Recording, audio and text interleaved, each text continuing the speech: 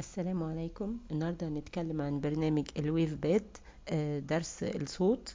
بندخل على البرنامج زي ما احنا شايفين كده. دي القوائم بتاعة البرنامج. نجيب ملف، هنختار اي ملف من عندنا من قائمة فايل اوبن. الملف زي ما احنا بنشوفه كده بينزل ممثل على شريط زمني تايم لاين، وده شكله لما بدوس كده. طيب انا كده دوست ومشيت عادي كده. بقى انا دايسه بالماوس عشان احدد جزء من الصوت. ممكن اعمل كوبي وممكن اعمل كات وممكن اعمل ديليت. هاخد اي وظيفه، هاخد مثلا كوبي لتكرار مقطع من الصوت وادوس في اي حته انا عايزاها يعني، واضغط على بيست. نسمع كده بقى، ده الشريط بتاعنا اللي هنستخدمه عشان نسمع ونشوف الزمن. هنسمع كده بقى مثلا عملنا ايه.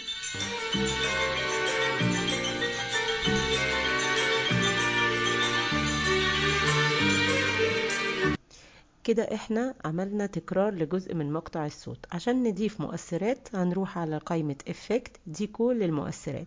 في بعض المؤثرات محتاجة ننزلها مثلا من على النت، فلما بندوس عليها بيجي لنا كده برنامج الانترنت. وفي حاجات مجانية موجودة نقدر نستخدمها على طول. احنا هنختار اي حاجة، مثلا ابسط حاجة مثلا اللي هي التضخيم الصوت او العكس. عندي فيد ان مثلا، نسمع كده.